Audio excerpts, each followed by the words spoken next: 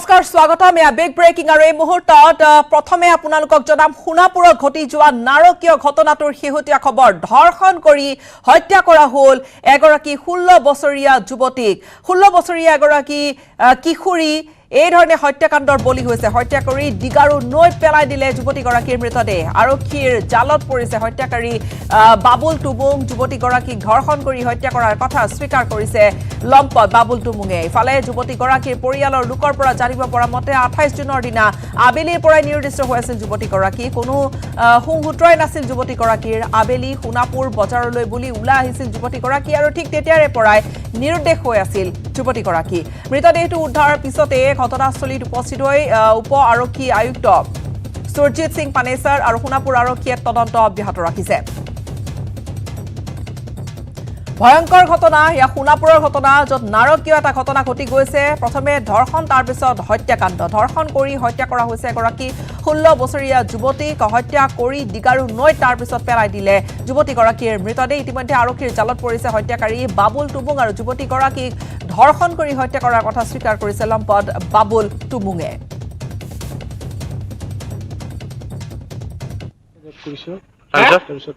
কি কৈছা কি কৰিছে আপুনি ছোৱালীজনীৰ লগত আহোঁতে ৰেপ কৰিছোঁ তাৰপিছত মাৰিছোঁ ছাৰ আপোনাৰ অকণমান বেয়া নালাগিল বেয়া মানে বেয়া লাগিছে লাগিলেও মানে কি আৰু মই কৰোঁ বুলি কৈছোঁ ক'ত কৰিছিলে ঘটনাটো ক'ত কৰিছিলে ধেমাই ধেমাইত তো আপুনি ৰেপ কৰাৰ পিছত কি কৰিছিলে মাৰিছোঁ তাক মাৰিছে মাৰি কিনে নদী পেলাই দিছিলে যিজন হত্যাকাৰী তেওঁক সোণাপুৰ আৰক্ষী থানাই তেওঁক গ্ৰেপ্তাৰ কৰিছে তেখেতৰ নাম বাবুল টুবুং তেওঁ ধেমাইত ঘৰ আচলতে তেওঁ অটো চলাই ফুৰে চিনি পাওঁ ল'ৰাজনক কিন্তু ল'ৰাজন এনেকুৱা আমি সপোনতো ভবা নাছিলে বাগানত নি মানে হত্যা কৰি পেলাই দিছোঁ বুলি এনেকৈ স্বীকাৰ কৰিছে ৰাতি প্ৰায় নিশা 12টামান বাজিছে গতিকে এই সুযোগত যি সময় গোটেই অসমত বিমানলৈ হুলস্থুল হৈ আছে কিন্তু এইখিনি সময়ত আমাৰ সোণাপুৰ আৰক্ষী থানাৰ নিতুল গগৈক মই ধন্যবাদ জনাইছোঁ যে 24 ঘণ্টা নহওঁতে যিজন হত্যাকাৰীক তেওঁলোকে গ্ৰেপ্তাৰ কৰিব পাৰিছে এই সুযোগত অসম আৰক্ষীক ধন্যবাদ জনোৱাৰ লগতে মই বিশেষ এটা মানে অনুৰোধ জনাইছোঁ যাতে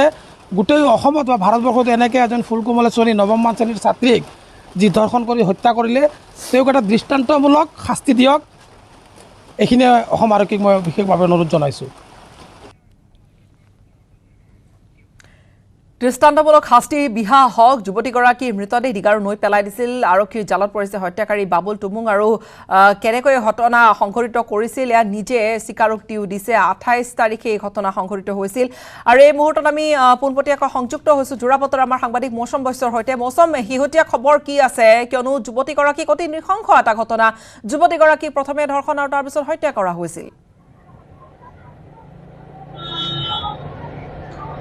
হয় নিশ্চয়কৈ গীতাশ্ৰী ক'ব লাগিব নৃশংস ঘটনা আৰু তাৰ ঘটনাৰ পাছতে আচলতে বৰ্তমান সোণাপুৰ আৰক্ষী থানাৰ সন্মুখভাগত দেখুৱাই আছে পৰিৱেশ উত্তপ্ত পৰিস্থিতিৰ সৃষ্টি হৈছে যাৰ বাবে আচলতে সোণাপুৰ আৰক্ষী থানাৰ গেট আচলতে বন্ধ কৰি দিছে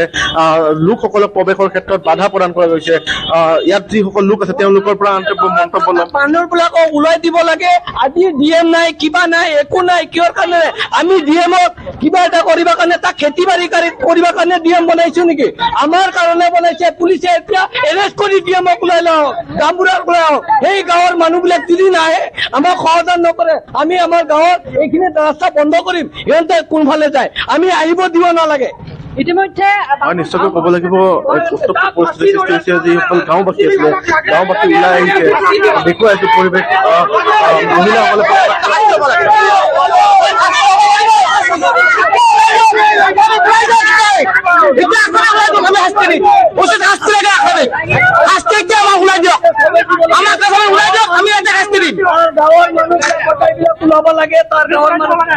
নিশ্চয়কৈ দেখুৱাইছো পৰিৱেশ সোণাপুৰ আৰক্ষী থানাৰ সন্মুখৰ এই দৃশ্য স্থানীয় লোকসকল ওলাই আহিছে গাঁওবাসী ওলাই আহিছে তাৰ পাছত সোণাপুৰ আৰক্ষী থানাৰ সন্মুখৰ আচলতে এই পৰিৱেশ উত্তপ্ত পৰিৱেশৰ সৃষ্টি হৈছে যাৰ বাবে আৰক্ষী থানাৰ গেট বন্ধ কৰি দিয়া পৰিলক্ষিত হৈছে লোকসকলক আৰক্ষী থানাৰ ভিতৰত প্ৰৱেশ কৰিব দিয়া হোৱা নাই আৰু যি ক'ব লাগিব লম্পট সেই টুবুং উপাধিৰ সেই লম্পট যুৱকজন আচলতে আৰক্ষী থানাৰ ভিতৰতে বৰ্তমান আছে যাৰ পৰিপ্ৰেক্ষিতত এনেদৰে বাহিৰত যি স্থানীয় লোকসকল আছিলে গাঁওবাসী আছিলে গাঁওবাসী আহি এনেধৰণৰ পৰিৱেশৰ সৃষ্টি হৈছে আমি আৰু মন্তব্য ল'বলৈ চেষ্টা কৰিম স্থানীয় লোকসকলৰ পৰা মন্তব্য ল'ম তেওঁলোকে কি মন্তব্য আগবঢ়ায় নিশ্চয়কৈ আমি এগৰাকী লোকৰ মন্তব্য ল'ম গুৱাহাটীৰ আশে-পাশে অঞ্চলত এনেধৰণৰ শিশু নাৰী মহিলা নিৰ্যাতনৰ ঘটনা হৈ আছে এইটো হ'ল প্ৰশাসনৰ ব্যৱস্থা নোলোৱাৰ কাৰণে ফাৰ্ষ্ট ব্যৱস্থা এনেকুৱা হৈ আছে আমি এতিয়া প্ৰশাসনক কৰিম এই বাবুলটো মোক চিনি পায় নেকি আপোনালোকে আগত তেওঁক চিনি পাই অটো চলাই আগত এনেকুৱা ধৰণৰ অভিযোগ আছে কৰিছে সি কৰিছে নেকি? আৰু কৰিছে আৰু এনেকা কৰিছে আমি বিচাৰি লাইছো সি এনেকা কাবাৰ তিৰি মানুহক লৈ যায় কাবাৰ এইবিলাক মানুহক লৈ যায় এইবিলাক বহুত হত্যাকাৰী কৰিছে আমাৰ লগত এটা ডাঙৰ ডিএম নাই আজি আমাৰ লগত গাঁৱৰ কোনোবা নিশ্চয়কৈ ক'ব লাগিব এই পৰিৱেশ সোণাপুৰ আৰক্ষী থানাৰ সন্মুখ ভাগত নিশ্চয়কৈ উত্তপ্ত পৰিস্থিতিৰ সৃষ্টি হৈছে আজি ক'ব লাগিব এক চাঞ্চল্যকৰ ঘটনা কিশোৰীগৰাকীক প্ৰথমে ধৰ্ষণ তাৰপিছত হত্যা আৰু শেষত নদীত উটুৱাই দিয়া হৈছিল দীঘাৰু নৈ আচলতে মাছমৰীয়াই মাছ মাৰিব যাওঁতে কিশোৰীগৰাকীৰ মৃতদেহ প্ৰত্যক্ষ কৰিছিল আৰু তেনেদৰে উদ্ধাৰ কৰা হৈছিল আৰু নিশাৰ ভাগত উপস্থিত হৈছিল যিদিনা কিশোৰীগৰাকীৰ মৃতদেহ উদ্ধাৰ হোৱাৰ পাছতে 28 তাৰিখৰ পৰাই নিখোজ হৈ আছিল কিশোৰীগৰাকী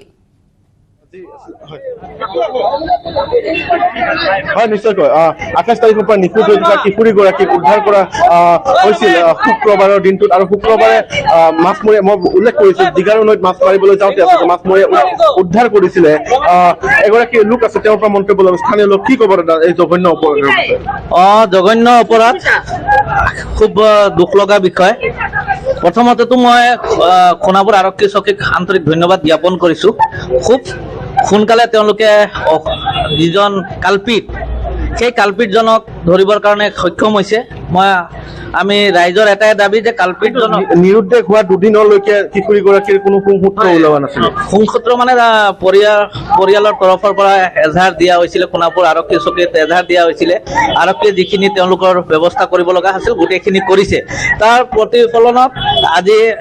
যোৱাকালিয়ে যিজন কালপিত সেই কালপিতজনক ধৰিছে সেই কালপিতজনক উচিত শাস্তি দিব লাগে লগতে মই এটা কথা উল্লেখ কৰিব বিচাৰিম যে যিসকল কথাকথিত নেতাই নিৰ্দিষ্ট এটা জাতিৰ ওপৰত টাৰ্গেট কৰি লৈ ফেচবুকত সাম্প্ৰদায়িক মন্তব্যবোৰ দিয়া আৰম্ভ কৰিছে মন্তব্যৰ কথাটো আছে তাৰ পাছত আচলতে নিশ্চয়কৈ নাৰী সুৰক্ষা নহয় নেকি বৰ্তমানে আজি চাক খুব দুখ লগা বিষয় সোণাপুৰ গাঁও পঞ্চায়তৰ অন্তৰ্গত আজি এলেঙা এলেকাৰ যিজনী মন্ত্ৰীক প্ৰথমতে ৰেপ কৰিলে তাৰপিছত হত্যা কৰিলে তাৰপিছত নদীত উটুৱাই দিলে ইমান ডাঙৰ এটা অপৰাধ কৰিলে সেই অপৰাধ কৰা অপৰাধীজনক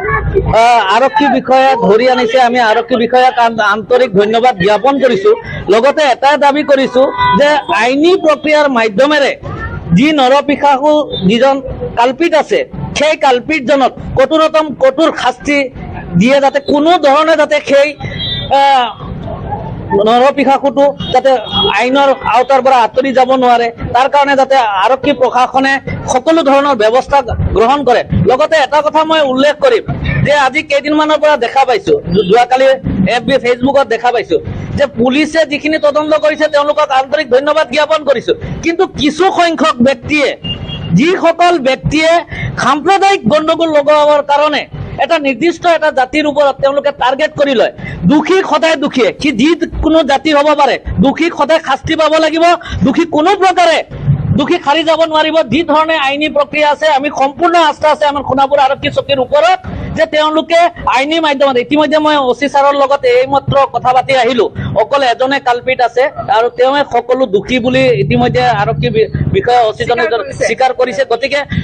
আইনী মাধ্যমত যি ধৰণৰ শাস্তি পাব লাগে এনেকুৱা শাস্তি পাওক আৰু এনেকুৱা দুবাৰা যাতে আমাৰ সোণাপুৰ এলেকাত দুবাৰা যাতে নহয় তাৰ কাৰণে আমি সচেতন ৰাইজসকলেও সচেতন হ'ব লগা হৈছে নিশ্চয়কৈ এয়া আছিলে যি এলেঙা যি অঞ্চলটো সোণাপুৰ গাঁও পঞ্চায়তৰ সভাপতিগৰাকীয়ে উল্লেখ কৰিছে তেওঁ দাবী জনাইছে কঠোৰতম শাস্তিৰ দাবী জনাইছে কঠোৰ শাস্তি পাব লাগে আৰু যথেষ্ট উত্তপ্ত দেখা গৈছে এই গোটেই লোকসকলৰ তেওঁলোকৰ এই যিখিনি কথা যে মহিলা নাৰীৰ সুৰক্ষা ক'ত কেতিয়া সুৰক্ষা বা কেনেকৈ সুৰক্ষা দিয়াৰ ব্যৱস্থা কৰা হ'ব এইবোৰ প্ৰসংগ এনেকুৱা এটা ঘটনাই কিন্তু পুনৰবাৰ এইবোৰ প্ৰশ্ন উত্থাপন কৰে ইয়াতো সেই একেখিনি প্ৰশ্নকে বহুতে উত্থাপন কৰিছে কোনো এটা বিভাগত কোনো এটা ৰাজ্যত আচলতে কোনো স্থানতে হয় নিশ্চয়কৈ ক'ব লাগিব যে যুৱতীগৰাকী যি জানিব পৰা মতে বজাৰ কৰিবলৈ আহিছিলে আৰু বজাৰ কৰিবলৈ আহি নিৰুদ্দেশ হৈছিলে আৰু সোণাপুৰ আৰক্ষীৰ থানাত এজাহাৰ দাখিল কৰিছিলে পৰিয়ালে। পৰৱৰ্তী পৰ্যায়ত বহু বিচাৰ খোচাৰ কৰিও আৰক্ষীয়ে সন্ধান লাভ কৰা নাছিলে। পাছত দীঘাৰু নৈত এগৰাকী মাছমৰীয়া আচলতে মাছ মাৰিবলৈ যাওঁতে প্ৰত্যক্ষ কৰে মৃতদেহটো আৰু তেনেদৰে যুৱতীগৰাকীৰ মৃতদেহ উদ্ধাৰ কৰা হৈছিল। প্ৰথম অৱস্থাত যদিও যুৱতীগৰাকীৰ পৰিচয় উদ্ধাৰ হোৱা নাছিল, তাৰ পাছত আচলতে আৰক্ষী ঘটনাস্থলীত উপস্থিত হয় তদন্ত। যুৱতীগৰাকী নিখোজ হোৱাৰ আৰক্ষী কেতিয়া জনোৱা হৈছিল যে যুৱতীগৰাকী নিখোজ হৈছে বজাৰ কৰিবলৈ আহি সোণাপুৰ বজাৰৰ পৰা? হয় হয় ক'ব লাগিব যে আৰক্ষীক নিখোজ হোৱাৰ পাছৰ দিনা আচলতে আৰক্ষীক জনোৱা হৈছিলে, কিন্তু তাৰ এটা দিন আচলতে যুৱতীগৰাকী নিখোজ হৈ থকা বুলি জানিব পৰা গৈছিল। তাৰ পাছত যুৱতীগৰাকীৰ মৃতদেহ যি দীঘাৰু নৈত উদ্ধাৰ কৰা হৈছিল। স্থানীয় লোক আছে, আমি তেওঁলোকৰ পৰা মন্তব্য ল'বলৈ চেষ্টা কৰিম। কি ক'ব ঘটনা সন্দৰ্ভত? কি ক'ম মানে যিয়ে দুখী তাক উচিত তদন্ত হ'ব লাগে, শাস্তি দিব লাগে। শাস্তিটো যদি আমি দুখীটো পালোৱে তাক শাস্তি লাগে, যদি ৰাইজক যদি থানাই দিব নোৱাৰে আমাক চমজাই দিয়ক, আমি যি কৰিব লাগে ওলাই দিয়ক, আমাক চমজাই দিয়ক, আমাক ফাঁচি লাগে, আমাৰ ফাঁচি লাগে, আমি একো নালাগে। মোৰ ভতিজা ছোৱালী ভাগিন ছোৱালী, মই কিন্তু 5 মিনিটৰ কাৰণে আমাক ওলাই দিলে হ'ল, ফাঁচি দিয়ক নহ'লে আমাক ওলাই দিয়ক। নিশ্চয়কৈ এক উত্তপ্ত পৰিস্থিতি, ফাঁচীৰ দাবী উত্থাপন হৈছে। যিগৰাকী লম্পট যুৱকে এই কাণ্ড সংঘটিত কৰিছিল, যুৱকজনৰ ফাঁচীৰ দাবী উত্থাপন কৰিছে স্থানীয় ৰাইজে। উত্তপ্ত পৰিস্থিতিৰ সৃষ্টি হৈছে আৰু লোক আছে, আমি তেওঁলোকৰ পৰা মন্তব্য ল'ম। স্থানীয় লোক কি ক'ব এই ঘটনা সন্দৰ্ভত? আমাৰ এই দুখী ফাঁচি দিব লাগে আমাৰ মতে, হয় নে নহয়? ফাঁচিৰ বাহিৰে আমাক বেলেগ উপায় একো নালাগে।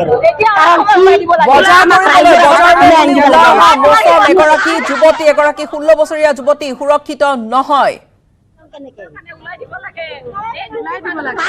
কাৰণে উলিয়াই দিয়ক আমাক, এয়া পৰিৱেশ দেখুৱাইছো। বজাৰ কৰিবলৈ অহা এগৰাকী কিশোৰী বজাৰত সুৰক্ষিত নহয়, এনেদৰে লম্পট যুৱকৰ কামনাৰ বলি হ'ব লগা হৈছে যুৱতীগৰাকী। আৰু তাৰ পাছত আচলতে ধৰ্ষণৰ পাছত মৃত্যু আৰু যি নিসংগ আচলতে এই ঘটনা। নিশ্চয়কৈ এক যি উত্তপ্ত পৰিস্থিতি বৰ্তমান আৰু কি ক'ব? শাস্তি দিব লাগে, এতিয়া ওলাই দিয়ক অলপ। জেলত দিলেতো 3 মাহ থাকিব, এইটো শাস্তি কেনেকে হ'ব? অলপ ৰাইজৰ মাজত ওলাই দিয়া যে বয়সস্থ এজনক আছে, কালি আৰু এজনক কৰিব। আমাৰ সমাজখন কি হ'ব? সমাজখন ভাল হ'ব লাগে না বেয়া হ'ব লাগে? সেইকাৰণে আপোনালোকে অনুৰোধ কৰিলো অলপ ওলাই দিয়ক, দেখোন আমি ভালকে চাওঁ অলপ। স্থানীয় মহিলাসকলে দাবী জনাইছে লোকগৰাকীক উলিয়াই দিব লাগে। আৰক্ষী থানাৰ বাহিৰত এয়া পৰিৱেশ দেখুৱাই আছো, আৰক্ষীয়ে বুজনি দিয়াৰ চেষ্টা চলাইছে লোকসকলক। পৰিস্থিতি দেখুৱাই আছো সোণাপুৰ আৰক্ষী থানাৰ পৰিস্থিতি। এয়া স্থানীয় লোকসকল একত্ৰিত হৈছে, পঞ্চায়ত আৰক্ষীৰ বিষয়া ওলাই আহিছে। নিশ্চয়কৈ ক'ব লাগিব, হয় নিশ্চয়কৈ ক'ব লাগিব। আৰক্ষী বিষয়া, সোণাপুৰ আৰক্ষী থানাৰ ভাৰপ্ৰাপ্ত বিষয়া যি ওলাই আহি বৰ্তমান স্থানীয় লোকসকলক বুজনি দিয়া পৰিৱেশৰ সৃষ্টি হৈছে, বুজাই আছে যে ঘটনা সন্দৰ্ভত আৰু যি উত্তপ্ত পৰিস্থিতিৰ আশংকা আছে তাৰ পৰিপ্ৰেক্ষিতত আচলতে এনেদৰে সোণাপুৰ আৰক্ষী থানাৰ ভাৰপ্ৰাপ্ত বিষয়া ওলাই আহি বুজাই থকাৰ পৰিৱেশৰ সৃষ্টি হৈছে। আমি ভাষ্য শুনাব।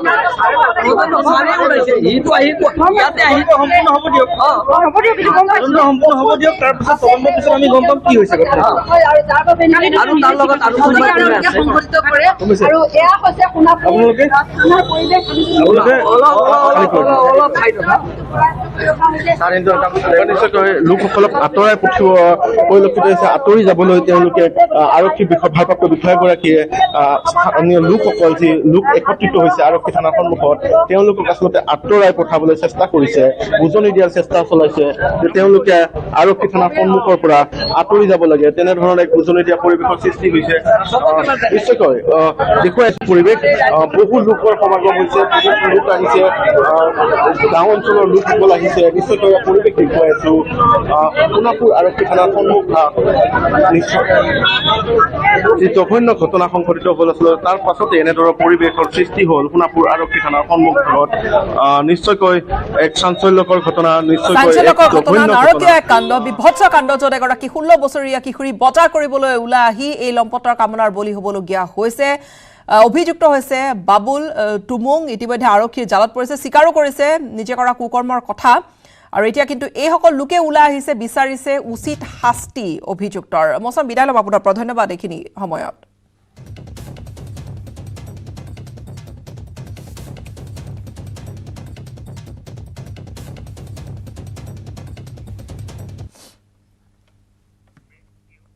খবৰ ধাৰা আমি অব্যাহত ৰাখিম সময়খিনিতে এটা চমু বাণিজ্যিক বিৰতিৰ। কেৱল ষ্ট্ৰং নহয়, মাইথান ষ্ট্ৰং, মাইথান ষ্টীল, নিৰ্মাণৰ মানদণ্ড। This News Network, News 18 Network. হ'ব পাৰে নহয়, এইখন মাধৱদেৱৰ নামঘোষা নহয়। মাধৱদেৱৰ নামঘোষাৰ ডক্টৰ পূৰ্ণানন্দ শইকীয়াই কৰা ইংৰাজী অনুবাদ। গ্ৰন্থখন প্ৰকাশ কৰিছে গুৱাহাটী কমাৰ্চ কলেজে। 2023-24 শিক্ষাবৰ্ষত গুৱাহাটী বাণিজ্য মহাবিদ্যালয়ত নতুনকৈ নামভৰ্তি কৰিব খোজা ছাত্ৰ ছাত্ৰীক কাষ্টমাৰ সজাই গুৱাহাটী কমাৰ্চ কলেজে প্ৰকাশ কৰা গ্ৰন্থখন কিনাটো বাধ্যতামূলক নীতি কৰি কলেজে চলাইছে বেপাৰ। কিতাপ কিনাৰ অভ্যাস কৰোৱাটো ভাল, কিন্তু 700 টকা ধেমালি টকা নহয়। কি আৰ্থিক স্থিতিত কোনে কেনেকৈ পঢ়িবলৈ আহিছে তাৰ কোনো বুজ নোলোৱাকৈ এনেকৈ শিক্ষাৰ্থীক গ্ৰাহক সজোৱাটো উচিত নে? যি সময়ত চৰকাৰে দৰিদ্ৰ শিক্ষাৰ্থীৰ নামভৰ্তি বিনামূলীয়া কৰিছে, সেই সময়ত গুৱাহাটী কমাৰ্চ কলেজৰ এই অবিবেচকী কাণ্ড কিহৰ বাবে?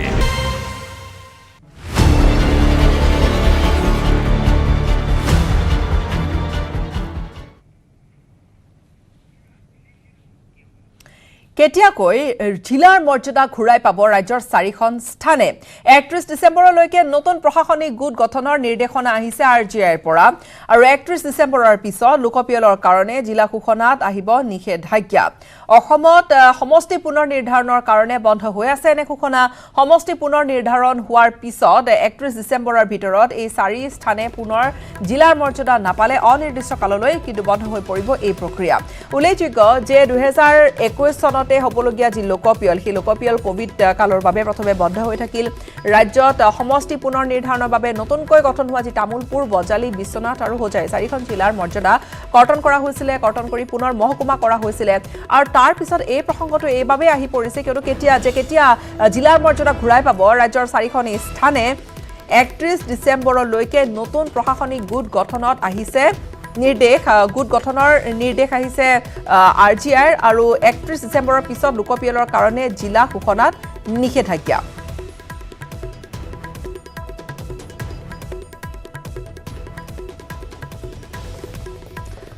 আৰু এই সম্পৰ্কে আমি অধিক কিছু কথা পাতিম। আমি সিনিয়ৰ এছ'চিয়েট এডিটৰ পাৰ্থজ্যোতি বৰাৰ সৈতে সংযুক্ত হৈছোঁ। পাৰ্থ, এতিয়া 31 ডিচেম্বৰত যেতিয়া সময়সীমা এটা আহি পৰিল, তেতিয়া আচলতে এই প্ৰসংগটো বহুতৰে মনত থাকিব যে জিলাৰ মৰ্যাদা ঘূৰাই পাবনে নে কেতিয়া পাব? গীতাশ্ৰী, জিলাৰ মৰ্যাদা হেৰুৱাইছিলে এই 4 স্থানে, বিশ্বনাথ, হোজাই আৰু বজালী। আৰু মুখ্যমন্ত্ৰীগৰাকীয়ে প্ৰতিশ্ৰুতি দিছিলে যেতিয়া সমষ্টিৰ পুনৰ নিৰ্ধাৰণৰ কাম সম্পূৰ্ণ হ'ব, এই 3খন স্থানক পুনৰ জিলাৰ মৰ্যাদা ঘূৰাই দিয়া হ'ব। ইয়াত দুটা বিষয় সোমাই আছে, এটা সৰ্বভাৰতীয় পৰ্যায়ৰ এটা বিষয় আৰু এটা ৰাজ্যিক পৰ্যায়ৰ। দুটা বিষয় হৈছে জিলাৰ ঘোষণা কৰা বা গাঁও ঘোষণা কৰা বা এটা প্ৰশাসনিক গোট ঘোষণা কৰা, এডমিনিষ্ট্ৰেটিভ ইউনিট ঘোষণা কৰা সমগ্ৰ প্ৰক্ৰিয়া বন্ধ হৈ থাকে দুটা কাৰণত। প্ৰথমটো হৈছে যেতিয়া সেন্সাস লোকপিয়ল আৰম্ভ হয় তেতিয়া বন্ধ থাকে, আৰু দ্বিতীয়টো হৈছে যেতিয়া সমষ্টিৰ পুনৰ নিৰ্ধাৰণ হয় তেতিয়া সেই প্ৰক্ৰিয়া বন্ধ থাকে। অসমৰ বেলিকা সমষ্টিৰ পুনৰ নিৰ্ধাৰণৰ কামো চলি আছে আৰু অহা 1 জানুৱাৰীৰ পৰা সেন্সাসৰ লোকপিয়লৰ প্ৰক্ৰিয়া সমগ্ৰ ভাৰতবৰ্ষৰ লগতে অসমত আৰম্ভ হ'ব। আৰু ইতিমধ্যে আপুনি কৈছে লোকপিয়লৰ ফালৰ পৰা অৰ্থাৎ RGIয়ে নিৰ্দেশ দিছে, ভাৰতৰ মহাপঞ্জীয়কে নিৰ্দেশ দিছে ডিৰেক্টৰেট অফ সেন্সাস অপাৰেশ্যনক যে তেওঁলোকে জনাওক ডিসি সমূহক যদিহে প্ৰয়োজনীয়তা আছে নতুন প্ৰশাসনিক ইউনিট ঘোষণা কৰাৰ, এডমিনিষ্ট্ৰেটিভ ইউনিট ঘোষণা কৰাৰ, সেয়া জিলাই হওক, গাঁৱেই হওক, তহচিলেই হওক বা যিয়েই নহওক, চহৰেই হওক, সেয়া 31 ডিচেম্বৰৰ ভিতৰত ঘোষণা কৰক। পূৰ্বতে এই ডেডলাইন আছিলে 30 জুন, এতিয়া ডেডলাইন বঢ়াই প্ৰায় 31 ডিচেম্বৰ কৰা হৈছে। তাৰ পিছত কিন্তু সমগ্ৰ প্ৰক্ৰিয়া বন্ধ থাকিব। গতিকে যদিহে আমি ধৰি লওঁ সমষ্টিৰ পুনৰ নিৰ্ধাৰণৰ প্ৰক্ৰিয়া জুলাই মাহতে সমাপ্ত হয় বা ধৰি ললোঁ ছেপ্টেম্বৰত সমাপ্ত হ'ল, ছেপ্টেম্বৰৰ পৰা যেতিয়াই সমষ্টিৰ পুনৰ নিৰ্ধাৰণ প্ৰক্ৰিয়া সমাপ্ত হয়, উদাহৰণস্বৰূপে যদিহে ছেপ্টেম্বৰৰ 30 তাৰিখে সমাপ্ত হ'ল, তেতিয়া অক্টোবৰৰ 1 তাৰিখৰ পৰা ডিচেম্বৰৰ 31 তাৰিখলৈকে এটা সময় থাকিব এই 4 স্থানক পুনৰ জিলাৰ মৰ্যাদা ঘূৰাই দিয়া আৰু যদিহে সমষ্টিৰ পুনৰ নিৰ্ধাৰণ প্ৰক্ৰিয়াটো পিছুৱাই থাকে এই স্থানসমূহে কিন্তু 31 যদিহে সমষ্টিৰ পুনৰ নিৰ্ধাৰণ প্ৰক্ৰিয়াটো পিছুৱাই থকাৰ পৰিপ্ৰেক্ষিতত এই 4 স্থানে যদিহে 31 ডিচেম্বৰৰ ভিতৰত পুনৰ জিলাৰ মৰ্যাদা নাপায় তেতিয়া কিন্তু লোকপিয়লৰ কাৰণে 1 জানুৱাৰীৰ পৰা এটলিষ্ট 11 মাহৰ কাৰণে জিলাৰ মৰ্যাদা ঘূৰাই পোৱাৰ সম্ভাৱনা নাথাকে কিয় মই কৈছো 11 মাহ কাৰণ গোটেই সেন্সাছৰ প্ৰক্ৰিয়াটো 11 মাহ লাগিব যদিহে ধৰিলো আমি জানুৱাৰী 1 তাৰিখৰ পৰা সেন্সাছ প্ৰক্ৰিয়া আৰম্ভ হ'ল এটো সমাপ্ত হ'বলৈ 2024 চনৰ নৱেম্বৰতহে সমাপ্ত হ'ব আৰু 2021 চনত হ'বলগীয়া সেন্সাছ এতিয়ালৈকে হোৱা নাই কোভিডৰ কাৰণে পেন্ডিং হৈ আছিল বন্ধ হৈ আছিল সমগ্ৰ প্ৰক্ৰিয়া 1881 চনৰ প্ৰায় 81 চনৰ পৰা প্ৰতি 10 বছৰৰ মূৰে সেন্সাছ হৈ আছে দ্বিতীয় বিশ্বযুদ্ধৰ সময়টো স্কিপ হোৱা নাছিল কিন্তু এইবাৰ কোভিডৰ কাৰণে স্কিপ হ'ল কিন্তু কিহৰ কাৰণে কোভিড আতৰিল কোভিড শেষ হ'ল এতিয়া কোভিড সৃষ্ট পৰিস্থিতি নাই তৎসত্ত্বেও কিয় এই প্ৰক্ৰিয়াটো আৰম্ভ কৰা নাই সেয়া ৰহস্যৰ কথা কাৰণ ভাৰতবৰ্ষত কিমান পপুলেশ্যন আছে 2011 চনৰ পিছত কিমান জনসংখ্যা বৃদ্ধি হ'ল সেই কথা আমি এতিয়ালৈকে নাজানো আৰু এই 31 ডিচেম্বৰৰ যিখিনি সময়সীমা ইয়াত আচলতে আপুনি কোৱাৰ ধৰণে ধৰি ললো আমি সমষ্টি পুনৰ নিৰ্ধাৰণৰ পুনৰ গঠনৰ এই গোটেই প্ৰক্ৰিয়াটো তাৰ পূৰ্বে শেষ হৈ গ'ল আমি ধৰি ললো যে সেপ্টেম্বৰত আপুনি কোৱাৰ ধৰণে যে সেপ্টেম্বৰ যদি হৈ যাও সেইখিনি সময় আমাৰ হাতত থাকিব যে জিলাৰ মৰ্যাদা বা পুনৰ গঠনৰ বাবে যদি হে কিবা চিন্তা চৰ্চা কৰা যায় তেনেহলে সেইখিনি সময় থাকিব কিন্তু যদি সমষ্টি পুনৰ নিৰ্ধাৰণৰ এই প্ৰক্ৰিয়াটো সেইখিনি সময়লৈকে শেষ নহয় তেনেহলে তাৰ জটিলতা কি ধৰণৰ আহি পৰিব পাৰে স্বাভাৱিকতে জটিলতা আহি পৰিব দুটা বিষয়ত সোমাই আছে আমি সেন্সাছৰ কথা কৈ আছিলো তাত আৰু এটা বিষয় সোমাই আছে এই সেন্সাছৰ গোটেই প্ৰক্ৰিয়াটোত কিমান মানুহ লাগিব 30 লাখ লোকৰ প্ৰয়োজন হ'ব ঘৰে ঘৰে গৈ ইনুমাৰেট কৰিবলৈ 30 লাখ লোকৰ প্ৰয়োজন 30 লাখ লোক কোন সেয়া চৰকাৰী চাকৰিয়ালসমূহ যদিহে 1 জানুৱাৰীৰ পৰা সেন্সাছৰ প্ৰক্ৰিয়া আৰম্ভ হয় মন কৰিব কিন্তু এপ্ৰিলত ইলেকশ্যনো আছে নিৰ্বাচনো আছে জেনেৰেল নিৰ্বাচন সাধাৰণ নিৰ্বাচনো আছে সমগ্ৰ দেশতে লোকসভা নিৰ্বাচন এই নিৰ্বাচনতো প্ৰায় 30-35 লাখ চৰকাৰী চাকৰিয়ালৰ প্ৰয়োজন হ'ব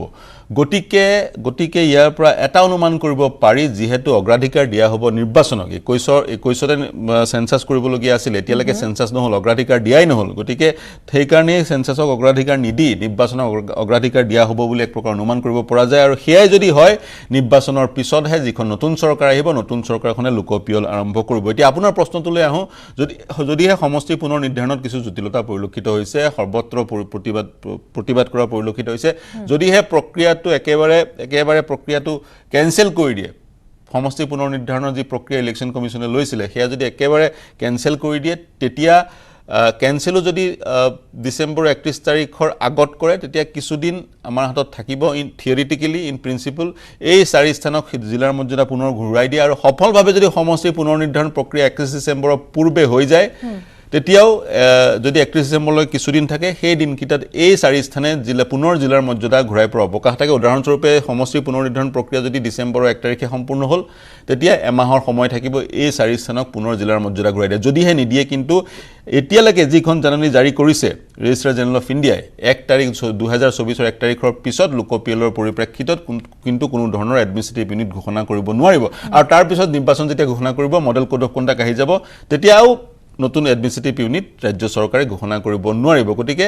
এই কিখন 4 স্থানে কেতিয়া জিলাৰ মৰ্যাদা পুনৰ ঘূৰাই পাব এই গোটেই প্ৰক্ৰিয়াটো কিন্তু জটিলতাত সোমাই পৰিছে ক'ব পাৰি যে এতিয়াও সম্পূৰ্ণকৈ কৈ দিবলৈ নোৱাৰি গোটেই বিষয়টো অনিশ্চয়তাত আছে বুলি ক'ব পাৰি বিশেষকৈ এই জিলাকেইখন কৰ্তন কৰাক লৈও কিছু প্ৰতিক্ৰিয়া দেখা গৈছিল আৰু ইয়াত সকলোৱে আশা মনত পুহি ৰাখিছে যে তামুলপুৰ বজালি বিশ্বনাথ হোজাই আকৌ জিলাৰ মৰ্যাদা উভতি আহিব হয় উভতি অহাৰ আশা কৰিছিলে মন কৰিব জিলাৰ মৰ্যাদা এওঁলোকৰ এই কিখন জিলাৰ পৰা কিয় কৰ্তন কৰা হৈছিল যোৱা বছৰ 2022 চনৰ 31 ডিসেম্বৰ তাৰিখে জিলাৰ মৰ্যাদা কৰ্তন কৰা হৈছিল কাৰণ 1 জানুৱাৰীৰ পৰা সমষ্টিৰ পুনৰ নিৰ্ধাৰণ প্ৰক্ৰিয়া আৰম্ভ হৈছিল আৰু সমষ্টিৰ পুনৰ নিৰ্ধাৰণ প্ৰক্ৰিয়াটো ফ্ৰিজ কৰি ৰখা হয় সমষ্টি পুনৰ নিৰ্ধাৰণ প্ৰক্ৰিয়া যেতিয়া চলি থাকে ইলেকশ্যন কমিছনৰ অধীনত তেতিয়াও কোনো ধৰণৰ নতুন প্ৰশাসনিক গোট গঠন কৰিব নোৱাৰি সেয়া মহকুমাই হওক জিলাই হওক ৰাজ্যই হওক বা যেই নহওক আৰু বিশেষকৈ জিলাটো নতুনকৈ গঠন কৰিবই নোৱাৰি কাৰণ যি নতুন কেইটা সমষ্টি হ'ব প্ৰতিটো সমষ্টি এখন জিলাৰ সেই চাৰিসীমাৰ ভিতৰত থকাটো বাধ্যতামূলক আৰু সেই কিবা বিভিন্ন ধৰণৰ অংক পৰিসংখ্যালৈ চাই এই জিলাকেইখনক অৱনমিত কৰা হ'ল এতিয়া প্ৰতিশ্ৰুতি দিয়া হৈছিল পুনৰ জিলাৰ মৰ্যাদা দিয়া হ'ব কাৰণ বিশ্বনাথ জিলাৰ কথাই কওক আপুনি বিশ্বনাথ জিলাৰ ডিচিৰ যি কাৰ্যালয় সেই কাৰ্যালয় নিৰ্মাণ হৈ আছে বা প্ৰতিখন জিলাতে এখন মেডিকেল কলেজ হ'ব এই ঘোষণা আছিলে বিশ্বনাথ জিলাত এতিয়া মহকুমা মেডিকেল কলেজৰ নিৰ্মাণ কাৰ্য চলি আছে তেনে ক্ষেত্ৰত ৰাইজে ভাবিছে বিশ্বনাথৰ ৰাইজেই হওক বা অন্য সেই স্থানৰ ৰাইজেই হওক জিলাৰ মৰ্যাদা ঘূৰাই পাব কিন্তু কেতিয়া পাব জটিলতা কিন্তু কিছু আছে গীতাশ্ৰী নিশ্চয়কৈ এই ধৰণে জটিলতা কিছু দেখা গৈছে আৰু প্ৰশ্ন সেয়াই যে জিলাৰ মৰ্যাদা উভতাই এই 4 স্থানে কেতিয়াকৈ পাবগৈ যেহেতু এই গোটেই প্ৰক্ৰিয়াৰ এটা পূৰ্বে যি সময়সীমা আছিলে এতিয়া সময়সীমা কিছু বঢ়াই দিয়া হৈছে অৰ্থাৎ এতিয়া 31 ডিচেম্বৰলৈকে সময় থাকিব নতুন প্ৰশাসনিক গোট গঠনৰ নিৰ্দেশনা আহিছে আৰজিআৰ ফালৰ পৰা তাৰ পৰিপ্ৰেক্ষিততে এইখিনি প্ৰসংগও সোমাই পৰিছে ধন্যবাদ পাৰ্থ